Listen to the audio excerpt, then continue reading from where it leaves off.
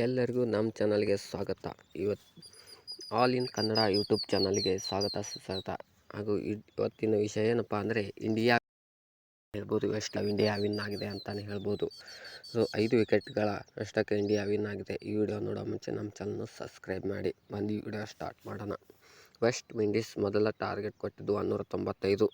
ಅದರಲ್ಲಿ West Indies ಅವರು ಯಾರ್ಯಾರು ಎಷ್ಟೆಷ್ಟು ಹೊಡೆದ್ರು ಅಂತ ಅಂದರೆ, ರೋಸ್ಟನ್ ಚೇಸ್ ಅವರು 24 ಬಾಲಿಗೆ 40 ಹೊಡೆದ್ರು ಅಂತಲೇ ಹೇಳ್ಬೋದು. ಜಾನ್ಸ್ ಹೋಲ್ಡರ್ ಅನ್ನೋನು 22 ಬಾಲಿಗೆ 37 ರನ್ ಹೊಡೆದಿದ್ದಾನೆ ಅಂತಲೇ ಹೇಳ್ಬೋದು.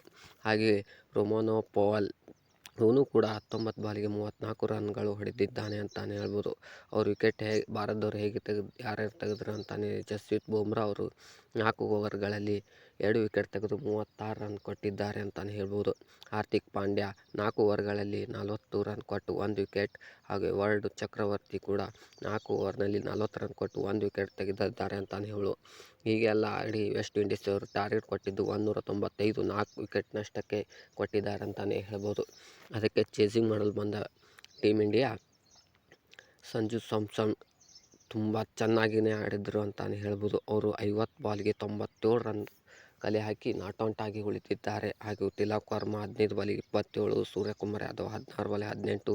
ಉಳಿಕಿದ್ದವ್ರು ಯಾರು ಅಷ್ಟು ಚೆನ್ನಾಗಿ ಆಡಿಲ್ಲ ಅಂತಲೇ ಹೇಳ್ಬೋದು.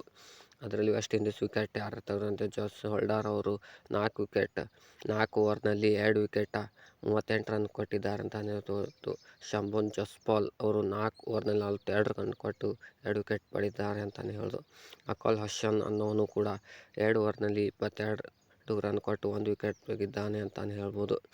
ಹೀಗೆ ಇಂಡಿಯಾ ಬ್ಯಾಟಿಂಗ್ ಅಷ್ಟು ಚೆನ್ನಾಗಿಲ್ಲ ಅಂದರೂ ಸಂಜು ಸ್ಯಾಮ್ಸನ್ ಅವರ ಆಟ ನೋಡಿ ಮೆಚ್ಚಲೇಬೇಕು ಅಂತಲೇ ಹೇಳ್ಬೋದು. ಅವ್ರ ಆಟ ಹೇಗೆ ಆಡಿದ್ದಾರೆ ಅಂತ ಕಮೆಂಟ್ ಮಾಡಿ. ತುಂಬ ಚೆನ್ನಾಗಿಯೇ ಆಡಿದ್ರು.